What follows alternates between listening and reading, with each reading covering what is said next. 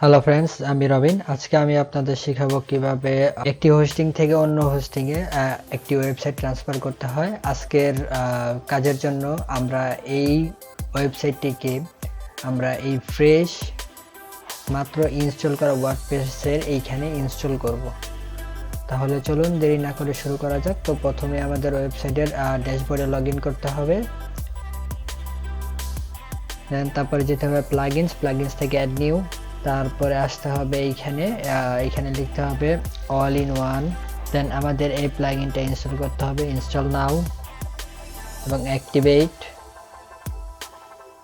এখন আমাদের একটু স্ক্রল ডাউন করে all in one WP migration এইখানে এক্সপোর্ট এই অপশনে ক্লিক করতে হবে।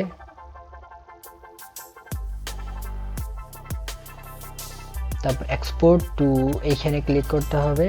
ফাইল, ওয়েবসাইটটি ব্যাকআপ তৈরি হচ্ছে। এখন আমাদের ডাউনলোড করতে হবে এটা। তো ক্লিক করলাম download local host,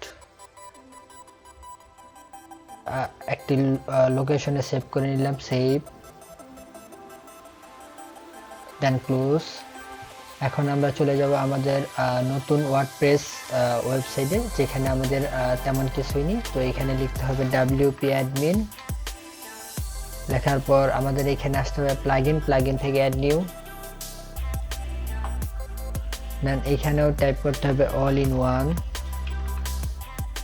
in one WP migration. এটা অ্যাক্টিভ করতে হবে, অ্যাক্টিভেট। তারপরে অল ইন ওয়ান মাইগ্রেশন, এখানে ইম্পোর্ট। এখন আমরা ইম্পোর্ট করব, ইম্পোর্ট ফ্রম ফাইল।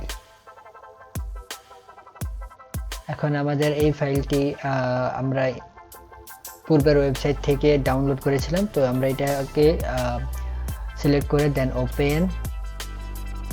এখন ইম্পোর্ট স্টার্ট হচ্ছে।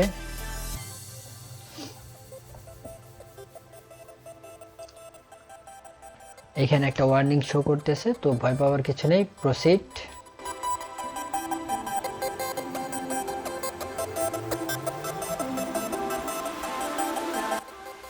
আমাদের এখন সাকসেসফুলি ইম্পোর্ট করা হয়ে গেছে। তো এখন আমাদের ফিনিশ করে দিতে হবে, ফিনিশ।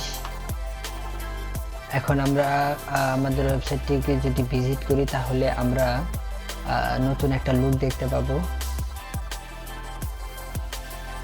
এইটা হচ্ছে আমাদের নতুন ওয়েবসাইট, আর এইটা হচ্ছে আমাদের আগের ওয়েবসাইট, যেখান থেকে আমরা এই ওয়ার্ডপ্রেস ফাইলটি কপি করে নিয়েছিলাম।